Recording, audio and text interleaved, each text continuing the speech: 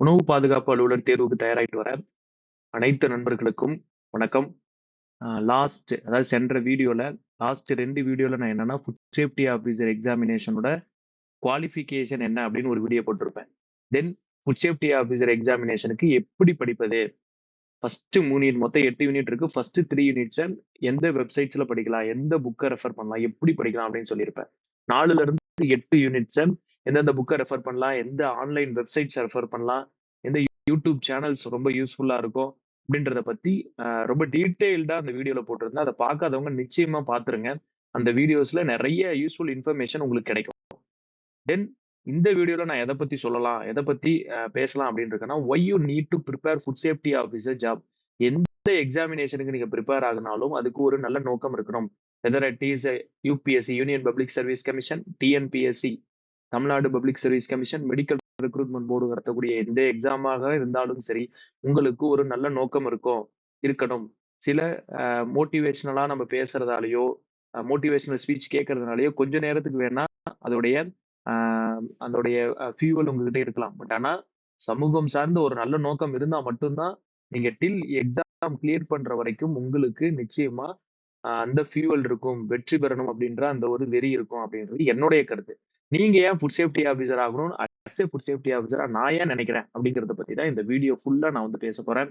இது ஃபுல்லா இந்த வீடியோவ ஸ்கிப் பண்ணாம பார்க்கும்போது நிச்சயமா ஃபுட் சேஃப்டி ஆஃபீசர் எக்ஸாமுக்கு தயாராகுறவங்களுக்கு ரொம்ப ரொம்ப யூஸ்ஃபுல்லா இருக்கும் இந்த வீடியோ அப்படின்றத மட்டும் நான் ஷூரா சொல்லிக்கிறேன். ஏன் நீங்க படிக்கணும்?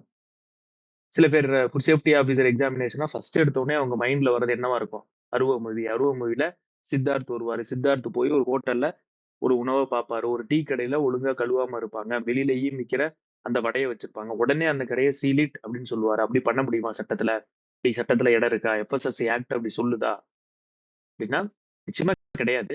ஆனா இந்த மூவிய பார்த்து சில பேர் மோட்டிவேஷன் ஆகி ஃபுட் சேஃப்டி ஆஃபீசர் எக்ஸாமினேஷனுக்கு படிக்க வந்திருப்பீங்க. சரியா? கண்டிப்பா. ஆனா இந்த மூவிய பார்த்துட்டு படிக்க வந்தது நான் தவறுன்னு சொல்லல. பட் ஆனா உங்களுடைய நோக்கம் எப்படி இருக்கணும் அப்படிங்கிறத நான் அடுத்தடுத்து கடைசி வரைக்கும் நீங்க அந்த வீடியோ பார்க்கும்போது உங்களுக்கு தெரியும். அருவ மூவினால சில பேர் வந்து நிச்சயமா எக்ஸாமினேஷன் படிக்க வந்திருப்பீங்க அப்படிங்கிறது sure shot. Then gazetted officer green ink. Yes, food safety officer is a gazetted officer. Gazetted officer அப்படின்னா என்ன சார்?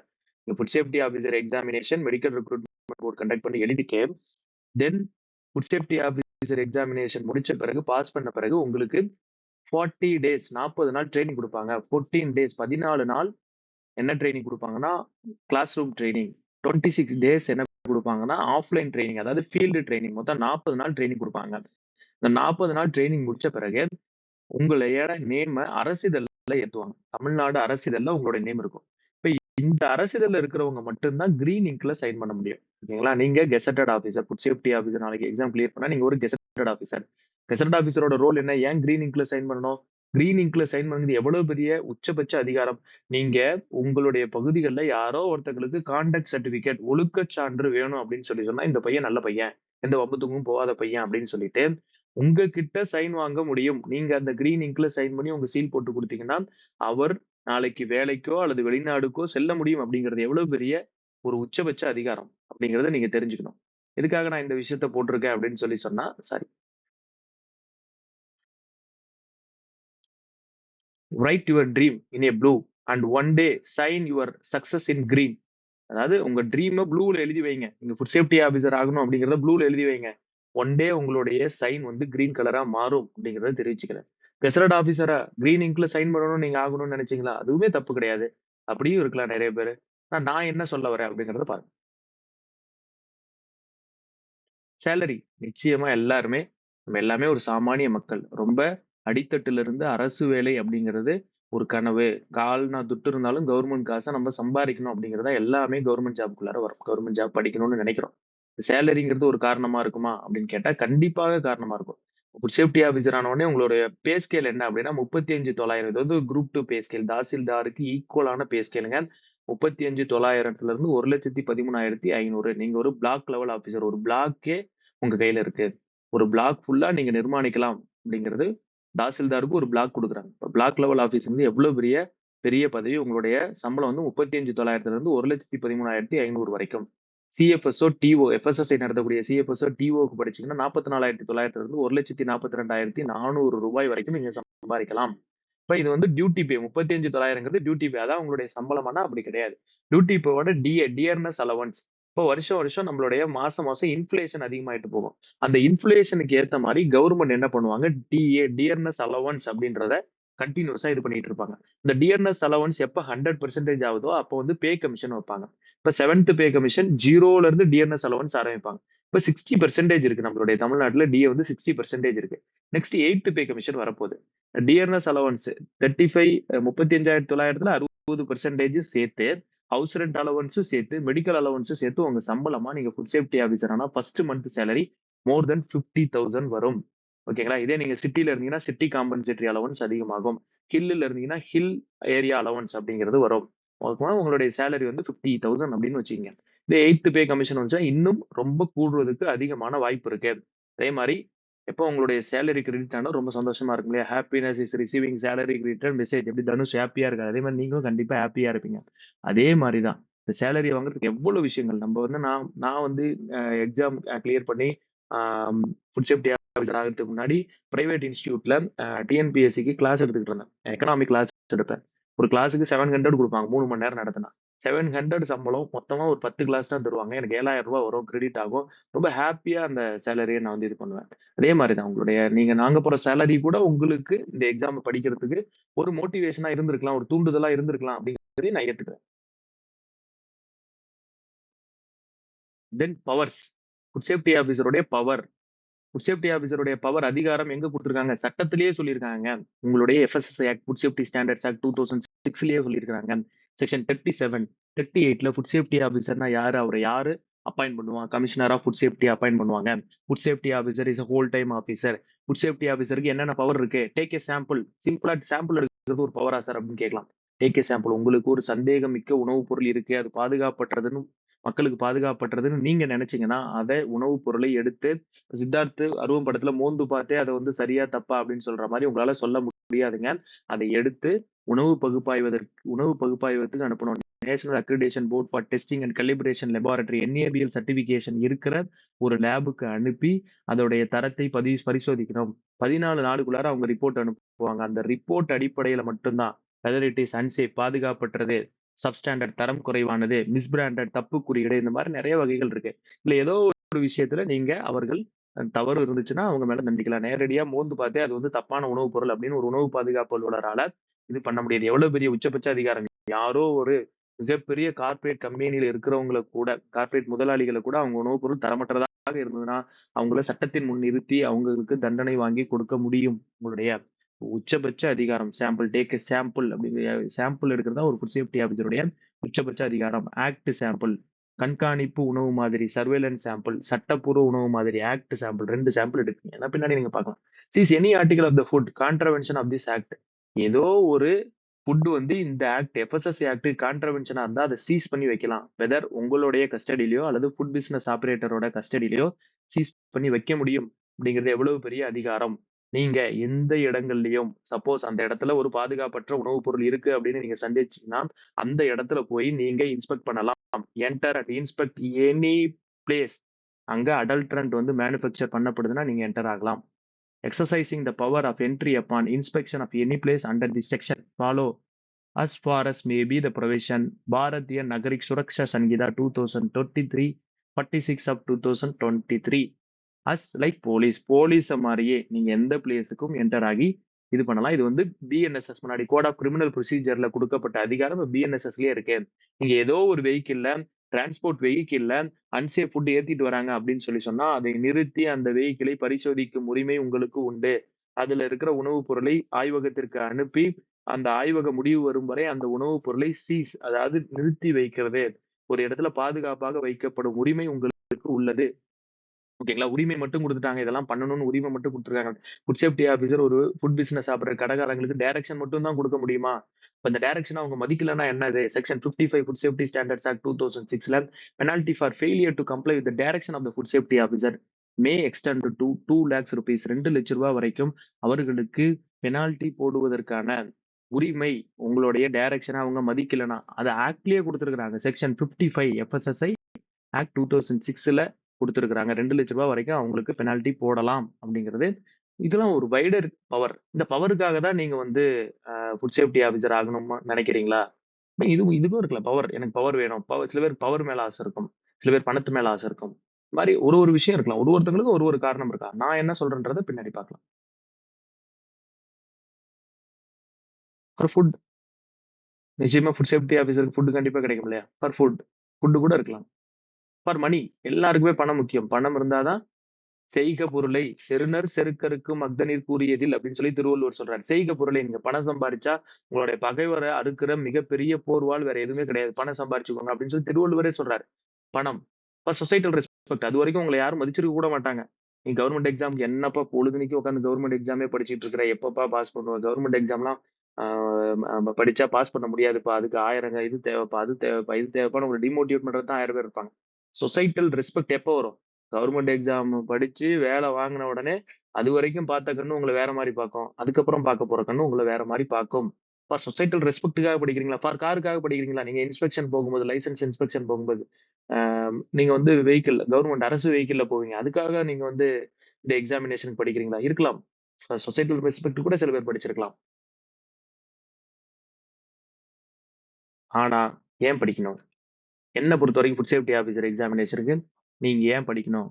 அப்படின்னு நான் நினைக்கிறேங்கிறத சொல்றேன். 1954 1954 prevention of food adulteration act 1954ல வந்துச்சுங்க. இந்த எஃப்எஸ்எஸ்ஏ ஆக்ட் 2006 வரத்துக்கு முன்னாடி வரைக்கும் ஒரு ஃபுட் சேஃப்டி ஆஃபீசர் அதாவது ஃபுட் சேஃப்டி அப்படின்னா அவங்களுடைய பார்வை எப்படி இருக்குன்னா, அடல்ட்ரண்ட்ட கண்டுபிடிக்கிறது மட்டும் தான் ஃபுட் சேஃப்டி ஆஃபீசருடைய வேலை அப்படின்ற மாரி இருந்துச்சு. அப்படியே ஆப்ஜெக்டிவ் சேஞ்ச் ஆச்சு. ஃபுட் சேஃப்டி ஸ்டாண்டர்ட்ஸ் ஆக்ட் 2006ல ஆப்ஜெக்டிவ்ல என்ன குடுத்தாங்கன்னா, safe and wholesome food for the consumer. பாதுகாப்பான உணவு, ஹோல்சம் முழுமையான உணவு குடுக்கணும். ஹோல்சம் ஃபுட்னா என்ன? அதுல வந்து கார்போஹைட்ரேட் இருக்கணும். புரோட்டீன் இருக்கணும். லிப்பிட்ஸ் இருக்கணும். மைக்ரோ நியூட்ரியன்ட்ஸ் இருக்கணும். தென் வாட்டரும் இருக்கணும். இது எல்லாமே சேர்ந்தது தான் சரிவிகித உணவு. சேஃப் அண்ட் ஹோல்சம் ஃபுட்ட குடுக்குறது தான் ஒரு ஃபுட் சேஃப்டி ஆஃபீசருக்கு, ஃபுட் அத்தாரிட்டிக்கு, ஸ்டேட் ஃபுட் அத்தாரிட்டியா இருந்தாலும், சென்ட்ரல் ஃபுட் அத்தாரிட்டியா இருந்தாலும் அவங்களுடைய பிரின்சிபிள், அவங்களுடைய கொள்கை அதுவாகத்தான் இருக்க வேண்டும். அவங்களுடைய ஆப்ஜெக்டிவ் அதுவாகத்தான் இருக்க வேண்டும். ஏன் குடுக்கணும்? சொசைட்டியோட விஷயங்கள் என்ன அப்படிங்கிறத நான் வந்து ஒரு டேட்டா பாயிண்ட் அடிப்படையில சொல்றேன். நெறைய வெஜிடபிள்ஸ்ல செயற்கை நிறமூட்டிகள சேர்க்கிறாங்க. நம்ம வெண்டைக்கால கிரீன் கலர்ல இருக்கும். அதான் ஃபர்ஸ்ட் எடுத்தோனே போய் கையில வைப்போம். நெறைய பப்பட்ஸ், சுருள் அந்த செயற்கை நிறமூட்டிகள், அதாவது கலர் வந்து அப்பளம் இருக்கும். அந்த அப்பளத்த தான் நேரடியா குழந்தைகள் போய் கழுவணும். அதான் கேன்சர் உண்டு பண்ணக்கூடிய நிறமிகள் இருக்கு. செயற்கை நிறமூட்டிகள் இருக்கு. அதெல்லாம் தடுக்க வேண்டிய கடமை யாருக்கு இருக்கு? அதெல்லாம் பார்க்க வேண்டிய கடமை யாருக்கு இருக்கு? நம்மகிட்ட தான் இருக்கு. ஒரு ஃபுட் சேஃப்டி ஆஃபீசர் கன்சியூமருக்கு விழிப்புணர்வு ஏற்படுத்தணும். கன்சியூமருக்கு இந்த விஷயங்கள்லாம் நீங்க பயன்படுத்தக்கூடாதுன்னு விழிப்புணர்வு ஏற்படுத்த தான் உங்களுடைய வேலையாக இருக்கணும்.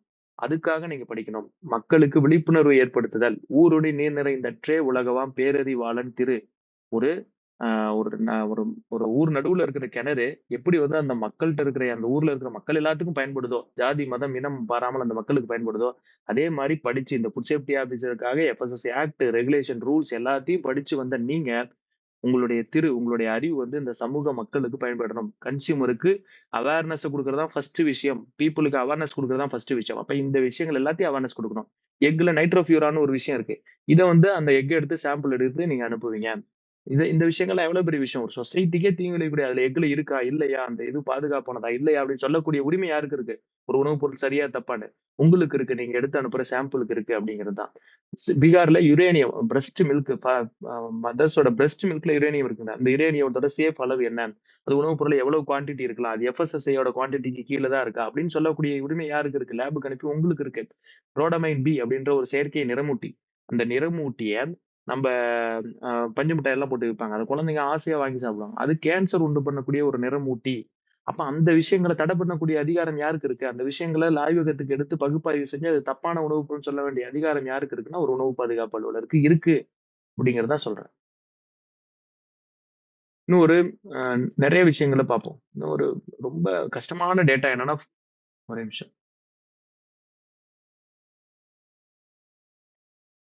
Food born diseases. நம்ப உணவு மூலியமாக பரவக்கூடிய தொற்றுகள் மூலியமா மட்டுமே ஒரு வருஷத்துக்கு 1,20,000 பேர் இந்தியால இறக்குறாங்க. அதுல 5 வயசுக்கு கீழ இருக்கிற குழந்தைகள் 30,000 பேர் அப்படின்னு சொல்றாங்க. எவ்வளவு ஒரு ரொம்ப பயமுறுத்தக்கூடிய ஒரு டேட்டா பாருங்க. ஏன் ஃபுட்பார்ன் டிசீசஸ் வருது? நம்ம ஒழுங்கா சர்வேலன்ஸ் பண்ணணும். ஒரு ஃபுட் சேஃப்டி ஆஃபீசர் ஃபீல்டுல இறங்கி, food authority, central food authority, scientific பேஸ்ல அவங்கள ரெகுலேட் பண்ணி இது பண்ணும்போது இந்த ஃபுட்பார்ன் டிசீசஸ் குறையும். ஓகேங்களா? சைல்டு வந்து பாதுகாக்கப்படுவார்கள். The rise and national family health survey 6 இப்ப ரீசென்ட்டா எடுத்தாங்க. அந்த 6 அடிப்படையில ஸ்டன்டிங் அண்ட் வேஸ்டிங்ன்னு 2 கான்செப்ட் இருக்குங்க. அண்டர் வெயிட் வயசுக்கு ஏத்த வெயிட் இல்லாது. ஸ்டன்டிங் அப்படின்னா ஹைட் அதாவது நம்மளோட வயசுக்கு ஏத்த ஹைட் இல்லாது. பாருங்க இந்த குழந்தை வந்து ஒரு ஸ்டண்டட் குழந்தை. இந்த குழந்தை ஒரு ஸ்டண்டர்ட் குழந்தைன்னு பாத்துங்க. இது நார்மல் குழந்தை. ஹைட்டுக்கு ஏத்த வெயிட் இருக்கு. ஏஜுக்கு ஏத்த வெயிட் இருக்கு. வேஸ்டட் குழந்தை. ஏஜுக்கு ஏத்த வெயிட் இருக்கா? வெயிட் கிடையாது. இது வந்து வேஸ்டிங் அப்படின்னு பேரு. ஏஜுக்கு ஏத்த வெயிட் இல்லாத வேஸ்டிங். ஏஜுக்கு ஏத்த ஹைட் இல்லாத ஸ்டண்டிங். ஓகேங்களா? ஹைட்டுக்கு ஏத்த வெயிட் இல்லாத வேஸ்டிங். சாரி ஏஜுக்கு ஏத்த வெயிட் இல்ல. ஹைட்டுக்கு ஏத்த வெயிட் இல்லாத ஸ்டண்டிங். இது வந்து வேஸ்டிங். இது வந்து ஸ்டண்டிங். ஓகேங்களா? இப்போ ரீசென்ட் ஃபேமிலி ஹெல்த் சர்வேல என்ன சொல்றாங்கன்னா, 100 குழந்தைங்க இருக்காங்கன்னா, அதுல 29 கிட்டத்தட்ட 30 குழந்தைங்க ஸ்டண்டடா இருக்காங்க. ஸ்டண்டடா இருக்காங்க அப்படின்ற ஒரு தகவல சொல்றாங்க. கிட்டத்தட்ட 39 19% மக்கள் வேஸ்டடா இருக்காங்க. வேஸ்டடான்னா ஹைட்க்கு ஏத்த வெயிட் இல்லாதது, ஸ்டண்டடான்னா ஏஜ்க்கு ஏத்த ஹைட் இல்லாதது இருக்காங்க. ஏன் இதெல்லாம் இருந்தா என்ன பிரச்சனை? ஒரு ஃபுட் சேஃப்டி ஆஃபீசர் உணவு எங்க குடுத்தாலும் ஒரு சாக்லேட் வித்தா கூட நீங்க போய் பார்க்க முடியும். அங்கன்வாடி மையங்கள், சிஎம் பிரேக்ஃபாஸ்ட் ஸ்கீம், அடுத்து வந்து நூன் மீல் சென்டர் இதுலலாம் உணவுப் பொருள் சரியா குடுக்குறாங்களா? பாதுகாப்பான உணவுப் பொருள் குடுக்குறாங்களா? அப்படின்னு பார்க்கக்கூடிய அதிகாரம் உங்களுக்கு உண்டு. இதெல்லாம் பண்ணும்போது, ஒரு குழந்தை தலைமுறை ஒரு பாதுகாப்பான, ஒரு சத்தான உணவுப் பொருளை உண்ணுறதுக்கு நீங்க வந்து வழிவகை செய்யும்போது, ஒரு சமூகமே முன்னேறதுக்கு நீங்க வந்து வழிவகுக்கிறீங்க. ஒரு குழந்தை நல்ல சத்தான உணவுப் பொருள் அங்கன்வாடி மையத்துல சேர்ந்து, சத்துணவு மையங்கள்ல சேர்ந்து நல்லா படிச்சு, சாப்பிடும்போது அவங்களுடைய காக்னிட்டிவ் எபிலிட்டி நல்லா வளருது. காக்னிட்டிவ் எபிலிட்டி வரும்போது நெறைய எஜுகேஷன் ஸ்கில் இம்ப்ரூவ் ஆகுது. எஜுகேஷன் ஸ்கில் இம்ப்ரூவ் ஆகும்போது, நெறைய நல்ல வேலை வாங்க முடியும். பெரிய, பெரிய கம்பெனிகள்ல வேலை வாங்க முடியும். பெரிய, பெரிய கம்பெனிகள்ல வேலை வாங்க முடியும்போது நல்லா சம்பாரிக்க முடியும். நல்லா சம்பாரிக்க முடியும். சம்பாரிச்ச உடனே செலவு பண்ணுவாங்க. பொருட்கள் வாங்குவாங்க. பொருட்கள் வாங்கும்போது அந்த பொருட்களை உற்பத்தி செய்யக்கூடிய கம்பெனிகள் வளரும். கம்பெனிகள் வளரும் பொழுது அவங்க இன்னும் நெறைய வேலைவாய்ப்பு குடுப்பாங்க. இன்னும் நெறைய வேலைவாய்ப்பு குடுத்து நெறைய பொருள் வாங்குவாங்க. இந்தியாவே குரோத் ஆகும். நெறைய பொருள் வாங்கும்போது இந்தியாவோட ஜிடிபி அதிகமாகும். ஒரு மனிதனை, ஒரு குழந்தையை சத்தான குழந்தையாக்கி, மனித மூலதனமா ஆக்குற விஷயத்துக்கு உணவுங்கிறது ரொம்ப முக்கியம். அந்த உணவை பாதுகாக்கிற உணவு பாதுகாப்பு அலுவலருக்கு எவ்வளவு பெரிய ரோல் இருக்கு? அப்படிங்கிறத நீங்க தெரிஞ்சுக்கணும். சமூகம் சார்ந்த பார்வை இருக்கு. இந்தியாவே வளர்ச்சி அடையும். 2047 வளர்ச்சி அடைந்த இந்தியா அடைவதற்கு நீங்க நாளைக்கு இந்த தேர்வுக்கு படிச்சு ஃபுட் சேஃப்டி ஆபீசர் ஆகக்கூடிய விஷயம் பயன்பெறும். ஃபுட் சேஃப்டி ஆபீசர் ஆகறதுக்கு பல விஷயங்கள் முன்னாடி நான் சொல்லிட்டேன். இந்த ஃபார் அந்த விஷயத்துக்காக இல்ல. சொசைட்டல் ஓரியன்டல் சமூகம் ஓரியன்டட் இருக்கணும். ஊருணில எப்படி வந்து ஊருணி வந்து ஒரு மக்களுக்கு பயன்படுதோ, அது மாரி உங்களோட அறிவு இருக்கணும்னு நீங்க நினைங்க அப்படின்னு தான் சொல்றேன். 74% of the Indian population could not afford healthy diet. Healthy டயட்டே அவங்க அஃபோர்ட் பண்ணப்படல. குளோபல் ஹங்கர் இண்டெக்ஸ்ல 123 கண்ட்ரீஸ் உலகத்துல இருக்குன்னா, அதுல 102வது இடத்துல இந்தியா இருக்கிறோம். மக்கள் தொகையில முதல் இடத்துல இருக்கோம். 123 கண்ட்ரில 102வது இடத்துல இருக்கோம். பிடிஎஸ் சிஸ்டம் எல்லா விஷயங்களும் இருந்தும் ஏன் இன்னும் ஹங்கர்ல இருக்கோம்? ஏன் அது உணவு சரியாக போய் சேரல? அப்படின்ற மாரி தான் விஷயங்கள் இருக்கு. சேவ் ஃபுட், ஷேர் ஃபுட் அப்படின்ற ஒரு ஸ்கீம் இருக்கு. அதாவது ஒரு ஹோட்டல்ல மீந்து போற உணவை என்ஜிஓ மூலியமாக சாப்பிடாதவங்க, ஏழைகள், ஆதரவற்றோர்களுக்கு கடத்த முடியும். இந்த ஸ்கீம் இருக்கு. இந்த ஸ்கீம ஒரு ஃபுட் சேஃப்டி ஆபிசர் பண்ண முடியும். Save food, share food. நான் ஃபுட் சேஃப்டி ஆபிசர் ஆவறதுக்கு 2 ஸ்கீம் தான். அடுத்து அதுக்கே ஒரு வீடியோ போடுறேன். RUCO repurpose used cooking oil, save food, share food இந்த 2 ஸ்கீம் என்ன வந்து மோட்டிவேட் பண்ணுச்சு. ஒரு societal oriented scheme. 2 scheme. Diet for life. High fat, salt, sugar அதுக்கான அந்த ஃப்ரண்ட் ஆஃப் பேக் லேபிளிங். ஆனா எனக்கு ரொம்ப புடிச்ச விஷயங்கள். இந்த எஃப்எஸ்எஸ்ஐ ஆக்ட் படிக்கும்போது நான் கத்துக்கிட்டது. ஃப்ரண்ட் ஆஃப் லேபிளிங்ல டிராபிக் சிக்னல் மாரி இருக்கும். ஹை ஃபேட், சுகர், சால்ட் இருக்கிற இதுக்கு ரெட் சிக்னல் குடுத்திருப்பாங்க. அத வந்து நம்ம தொடக்கூடாது அப்படின்னு சொல்லிட்டு. ஓகேங்களா? இப்ப இந்த ஹை ஃபேட், சால்ட் இருக்கிற ஃபுட்ட நம்ம வந்து சாப்பிடும்போது நமக்கு வந்து நான் கம்யூனிகபிள் டிசீஸ் வருது. நான் கம்யூனிகபிள் டிசீஸால நம்மளுடைய சொசைட்டியே இளம் மாரடைப்புகளுக்கு அது வந்து ஒரு காரணமா இருக்கு. ஹை ப்ராசஸ்டு ஃபுட் வந்து ஒரு காரணமா இருக்கு. அப்ப அத தடுக்கக்கூடிய பொறுப்பு யார்கிட்ட இருக்கு அப்படின்னு சொன்னா ஒரு ஃபுட் சேஃப்டி ஆபீசர்ட்ட தாங்க இருக்குது. ஓகேங்களா? இந்த நான் கம்யூனிகபிள் டிசீஸ்ல டயபெட்டிக்ஸ் வருது, ஹார்ட் டிசீஸ் வருது, அதர் என்சிடிஸ், குரோனிக் லங் டிசீஸ் இது எல்லாமே வருதுங்க. ஓகேங்களா? இப்ப இது எல்லாம் பார்த்தாச்சு. இதெல்லாம் பார்த்த பிறகு நான் வந்து உங்களுக்கு சொல்லக்கூடியது ஃபுட் சேஃப்டி ஆபீசர் ஆகுறதுக்கு நான் நினைக்கிறது உங்களுடைய முதல் தகுதி சொசைட்டல் ஓரியன்டட் ஆக்டிவிட்டி. நீங்க சமூகத்துக்கு ஒரு நல்லது செய்ய போறீங்க அப்படின்னு நினைச்சிட்டு வாங்க. சமூகத்தோட மொத்த சிஸ்டமும் இப்போ ஒரு ஒரு ஃபுட் சேஃப்டி ஆபீசர் சரியான முறையில உணவு சமூகத்துக்கு கொடுக்கப்படுதுன்னு நிர்மாணிச்சா ஹாஸ்பிட்டலுக்கு போகக்கூடிய தேவையே கிடையாதுங்க. சரிங்களா? நீங்க தான் ஃப்ரண்ட் லைன் ஒர்க்கர்ஸ். கொரோனால எப்படி நர்ஸ், ஆ இந்த கீழ இருக்கிற தூய்மை பணியாளர்கள் எப்படி ஃப்ரண்ட் லைன் ஒர்க்கர்ஸோ, அதே மாரி ஒரு நல்ல சமூகம், சத்தான சமூகம், சேஃப் அண்ட் ஹோல்சம் ஃபுட் சாப்பிட்டு வளரக்கூடிய சமூகத்தை உருவாக்கக்கூடியது உங்களுடைய கடமையா இருக்கு. Food safety officer is the real hero. Why? He is a guider. First சொல்லிட்டேன். ஃபுட் சேஃப்டி ஆஃபீசர் என்ஃபோர்ஸ் பண்றது அவங்களுடைய வேலை கிடையாது. கைடர். அவங்களுக்கு தொடர்ச்சியா நீங்க வந்து அவேர்னஸ் குடுத்துக்கிட்டே இருக்கணும். செயற்கை நிறமூட்டிய பயன்படுத்தாதீங்க. இந்தந்த மாரி விஷயங்கள்லாம் இருக்குது. நெறைய வந்து செயற்கை நிறமிகள் சாப்பிடும்போது கேன்சர் உருவாகுது. சத்தான உணவு சாப்பிடுங்க. ஹோல்சம் ஃபுட்க்கு இந்த விஷயங்கள்லாம் எடுத்துக்கங்க. ஒரு நாளைக்கு இவ்வளவு கலோரி உணவு தேவை. ஐசிஎம்ஆர் இவ்வளவு விஷயங்கள் சொல்றாங்க அப்படின்னா, நீங்க கைடன்ஸ் ஸ்கூல் குழந்தைகள்ட்ட எல்லாத்துட்டயும் கைடன்ஸ் பண்ணிக்கிட்டே இருக்கணும். ஃபெசிலிட்டேட்டர் எப்படி வந்து நீங்க லைசென்ஸ் அப்ளை பண்ணணும்? லைசென்ஸ்னா என்ன? ரிஜிஸ்ட்ரேஷன்னா என்ன? லைசென்ஸ எப்படி அப்ளை பண்ணணும்? ஏன் லைசென்ஸ்ங்கிறது உங்களுக்கு தேவை? இந்தந்த விஷயங்கள்லாம் பண்ணா என்ன நடக்கும்? நியூஸ் பேப்பர்ல வச்சு குடுத்தா என்ன நடக்குது? இதெல்லாம் நீங்க சொல்லணும். The game changer of the food safety ecosystem. Total ஈக்கோ சிஸ்டத்தையே உங்களால மாத்த முடியும். ஃபுட் சேஃப்டி ஈக்கோ சிஸ்டத்தையே உங்களால வந்து சேஃப் அண்ட் ஹோல்சம் ஃபுட் சாப்பிடுற ஒரு ஈக்கோ சிஸ்டமா உங்களால மாத்த முடியும். ஃபைனலா தான் நீங்க ஒரு என்ஃபோர்ஸர். லாஸ்ட்டா தான் நீங்க வந்து அவர்களுக்கு பெனால்டி போடுறதும், சட்டத்திற்கு முன்பு சாம்பிள் எடுத்து நிறுத்துறதும் last enforcer is a last step. இந்த ஃபர்ஸ்ட் 3 ஸ்டெப் தான் உங்களுடைய எப்பவுமே பிரையாரிட்டியா இருக்கும். என்னுடைய பிரையாரிட்டி அதான். நீங்க ஃபுட் சேஃப்டி ஆஃபீசர் ஆகணும் அப்படின்னு நினைக்கிறதுக்கு மத்த எல்லா விஷயங்களும் இருக்கணும். இருந்தாலும் நீங்க சொசைட்டிக்கு ஒரு நல்ல பாதுகாப்பான உணவு குடுக்க போறீங்க. சொசைட்டில நீங்க ஒரு மிக முக்கியமான பணிய செய்ய போறீங்க அப்படின்னு நினைச்சுட்டு இந்த எக்ஸாம படிக்க ஆரம்பிச்சீங்கன்னா, டில் எண்ட் வரைக்கும் உங்க கையில இந்த ஃபியூவல் இருந்துகிட்டே இருக்கும். இந்த எக்ஸாமுக்கு படிக்கக்கூடிய அந்த ஒரு வெறி அப்படிங்கிறது இருந்துகிட்டே இருக்கும் அப்படிங்கிறது என்னுடைய தார்மீகமான நம்பிக்கை அப்படின்னு சொல்லிட்டு இந்த வீடியோவ நான் முடிச்சுக்கிறேன். Thank you. வீடியோவ பார்த்ததுக்கு. நிச்சயமா இந்த வீடியோவ முழுமையா பார்த்து சப்ஸ்கிரைப் பண்ணிக்கோங்க. அடுத்தடுத்த வீடியோல நான் பயனுள்ள தகவல உங்களுக்கு குடுக்குறேன். Thank you.